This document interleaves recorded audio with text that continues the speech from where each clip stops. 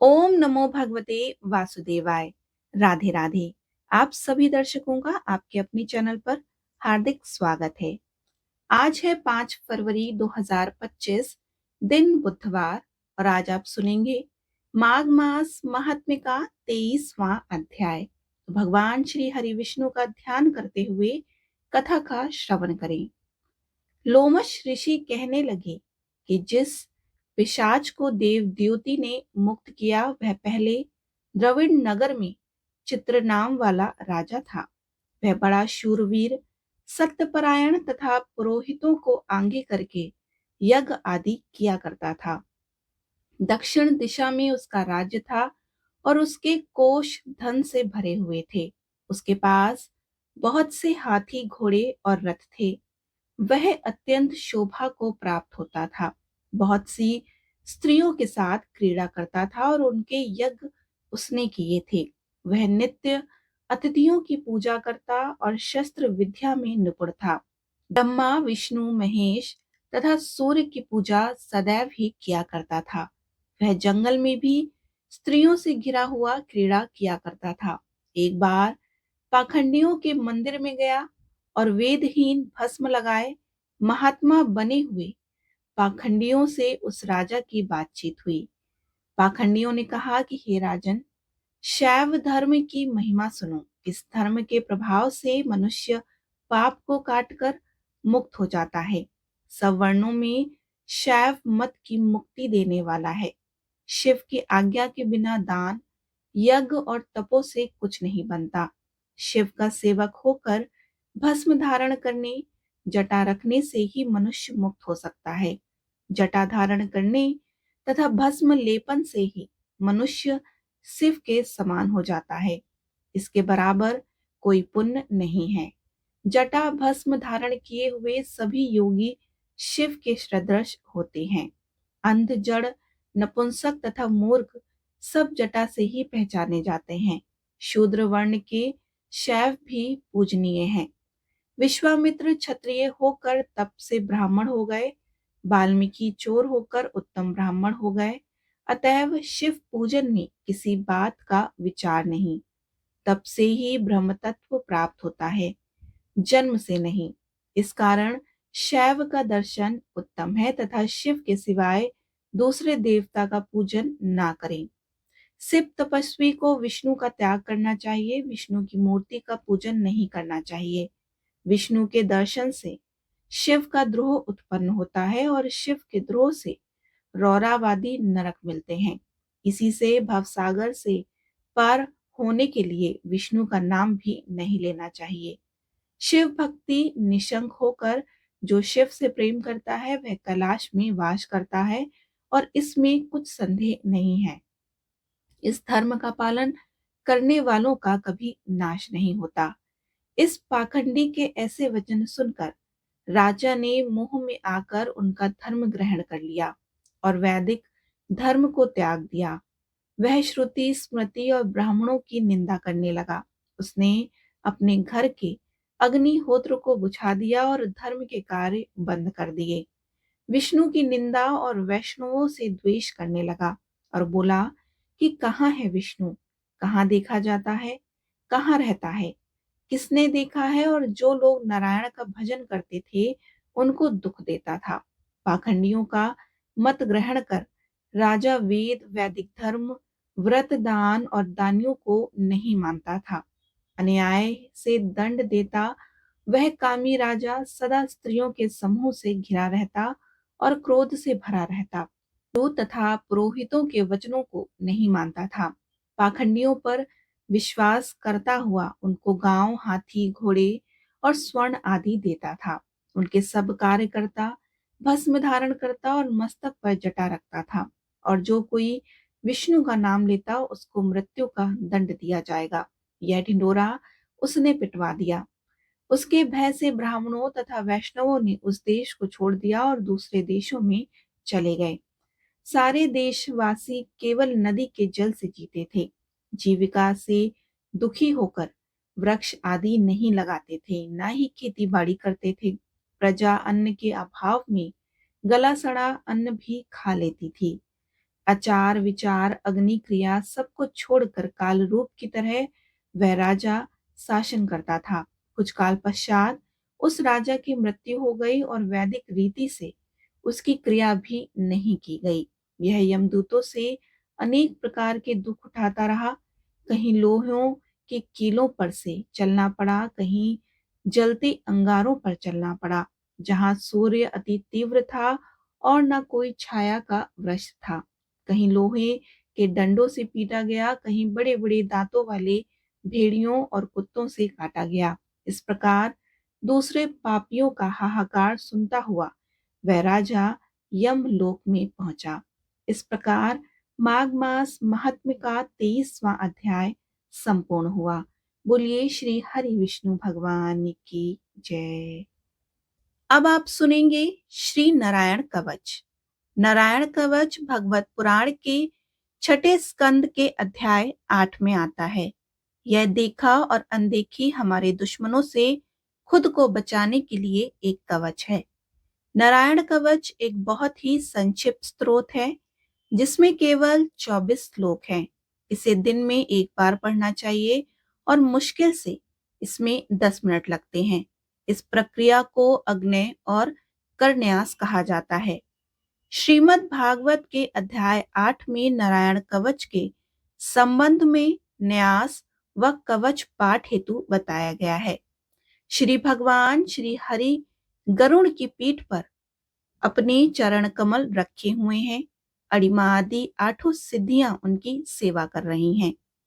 राजा परीक्षित ने पूछा कि भगवान, देवराज इंद्र ने जिससे सुरक्षित होकर शत्रुओं की चतुरांगिनी सेना को खेल खेल में अनायास ही जीत कर त्रिलोकी की राजलक्ष्मी का उपभोग किया, आप उस नारायण कवच को सुनाइए और यह भी बतलाइए कि उन्होंने उससे सुरक्षित होकर रणभूमि में किस प्रकार आक्रमणकारी शत्रुओं पर विजय प्राप्त करी।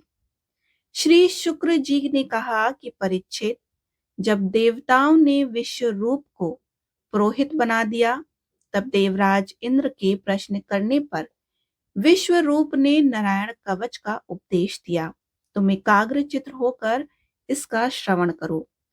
विश्व रूप ने कहा कि देवराज इंद्र, भय का अवसर उपस्थित होने पर नारायण कवच धारण करके अपने शरीर की रक्षा कर लेनी चाहिए। उसकी विधि यह है कि पहले हाथ पैर धोकर आचमन करें, फिर हाथ में कुश की पवित्री धारण करके उत्तर मुख कर कर बैठ जाएं। इसके बाद कवच धारण पर्यंत और कुछ न बोलने का निश्चय करके पवित्रता से ओम नमो नारायणा और ओम नमो भगवते वासुदेवाय इन मंत्रों के द्वारा हृदय आदि अंग न्यास तथा अंगुष्ठ आदि करन्यास करें। पहले ओम नमो नारायणाय इस अष्टाक्षर मंत्र के ओम आदि 8 अक्षरों का क्रमशः पैरों, घुटनों, जांघों, पेट, हृदय, वक्षस्थल, मुख और सिर में न्यास करें। पूर्वोक्त मंत्र के यकार से लेकर ओंकार तक 8 अक्षरों का सिर से आरंभ कर उन्हीं 8 अंगों में विपरीत क्रम से न्यास करें। तदंतर ओम नमो भगवते वासुदेवाय इस 12 अक्षर मंत्र के ओम आदि 12 अक्षरों का दाई तर्जनी से बाई तर्जनी तक दोनों हाथों की 8 उंगलियों और दोनों अंगूठों की 2-2 गांठों में न्यास करें। फिर ओम विष्णवे नमः इस मंत्र के पहले अक्षर ओम का हृदय में, वी का ब्रह्म रंध्र में, शा का भगों के बीच, ड़ा का चोटी में, वे का दोनों नेत्रों में और ना का शरीर की सब गांठों में न्यास करें। तदंतर ओम मह अस्त्राय फट कहकर दिग्बंध करें और इस प्रकार न्यास करके इस विधि को जानने वाला पुरुष मंत्र में हो जाता है। इसके बाद समग्र ऐश्वर्य, धर्म, यश, लक्ष्मी, ज्ञान और वैराग्य से परिपूर्ण इष्ट देव भगवान का ध्यान करें और अपने को भी तद्रूप ही चिंतन करें। तत्पश्चात विद्या, तेज और तप स्वरूप इस कवच का पाठ करें। भगवान श्री हरि गरुड़ जी की पीठ पर अपने चरण कमल रखे हुए हैं। अणिमा आदि आठों सिद्धियां उनकी सेवा कर रही हैं।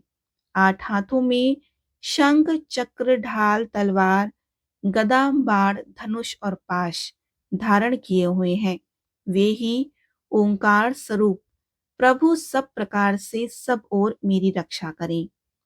मत्स्य मूर्ति भगवान जल के भीतर जल जंतुओं से और वारुण के पाश से मेरी रक्षा करें।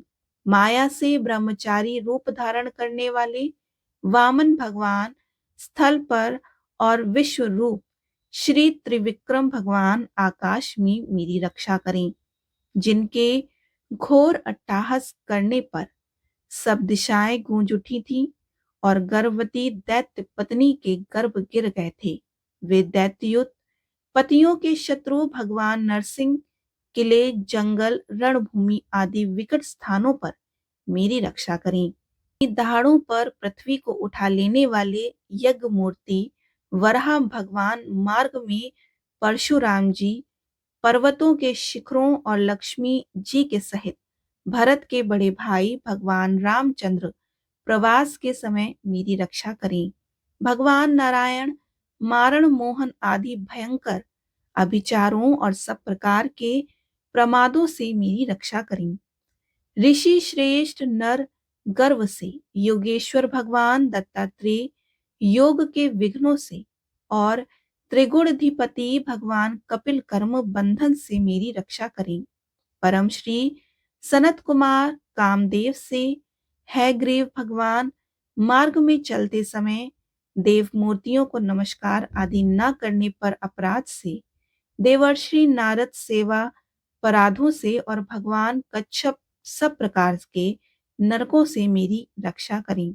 भगवान धन्वंतरी कुपत से, जितेंद्र भगवान ऋषभ देव सुख दुख आदि भयदायक द्वंद्वों से, यज्ञ भगवान लोकापवाद से, बलराम जी मनुष्यकृत कष्टों से और श्री शेष जी क्रोधवश नामक सर्पों के गणों से मेरी रक्षा करें।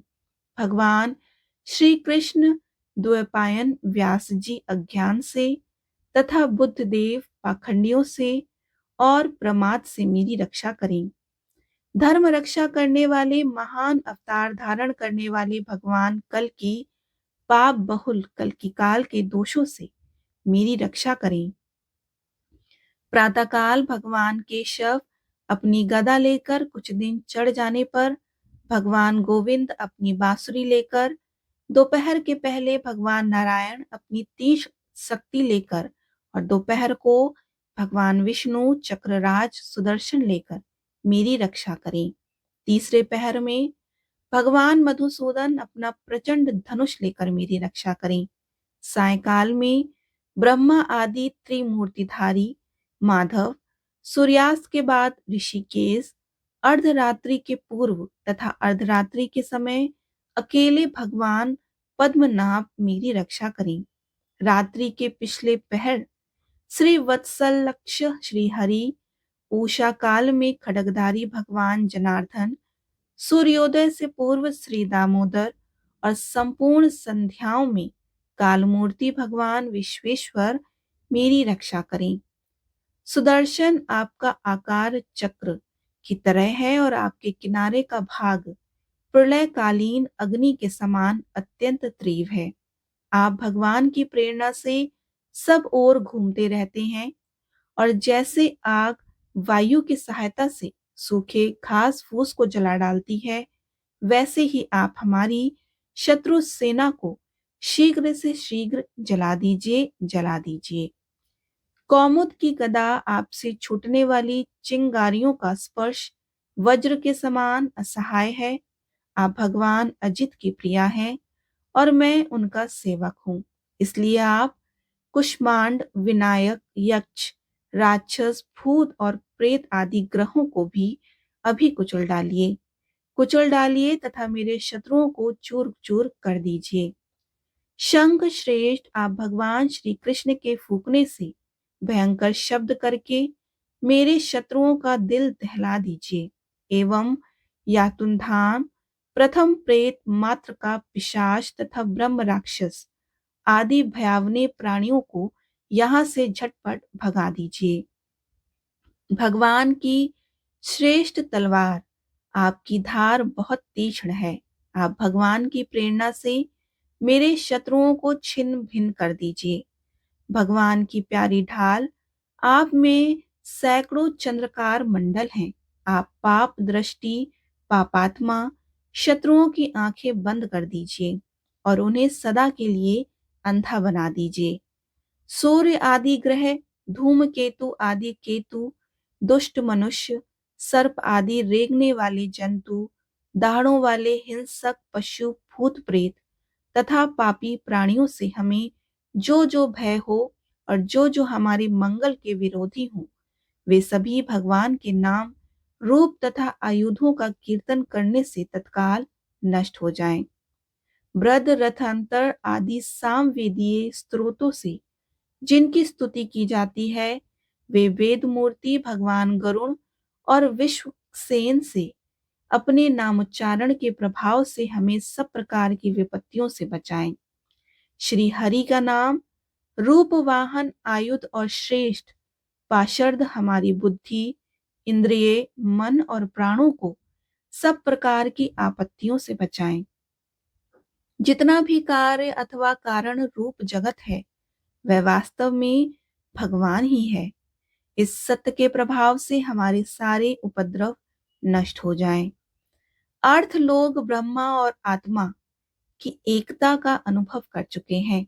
उनकी दृष्टि में भगवान का स्वरूप समस्त विकल्पों से रहित है, भेदों से रहित है। फिर भी वे अपनी माया शक्ति के द्वारा भूषण, आयुध और रूप नामक शक्तियों को धारण करते हैं।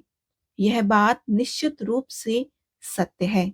इस कारण सर्वज्ञ सर्वव्यापक भगवान श्री हरि सदा सर्वत्र सब स्वरूपों से हमारी रक्षा करे, जो हमें अपने भयंकर अट्टहास से सब लोगों को भय को भगा देते हैं और अपने तेज से सबका तेज ग्रस्त कर लेते हैं। वे भगवान नरसिंह दिशा विदिशा से नीचे, ऊपर, बाहर, भीतर सब ओर से हमारी रक्षा करें। देवराज इंद्र, मैंने तुम्हें यह नारायण कवच सुना दिया।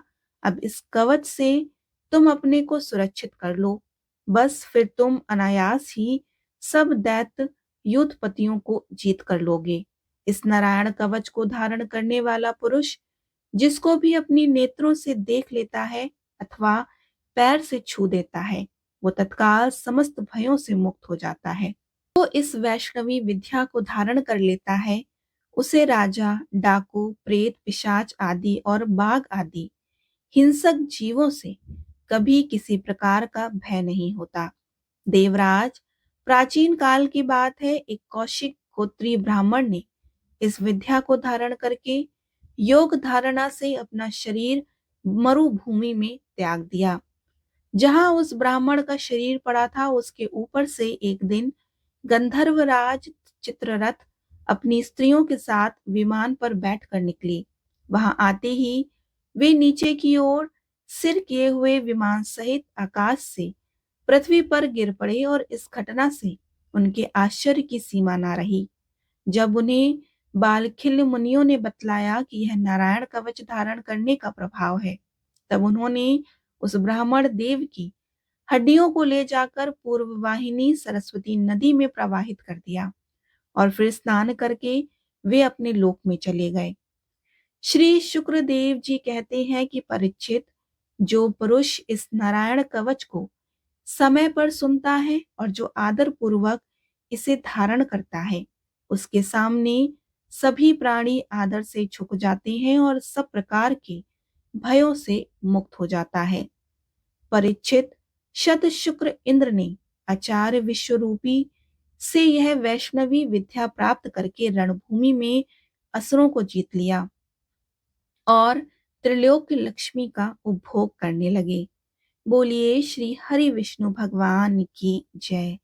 लक्ष्मी मैया की जय।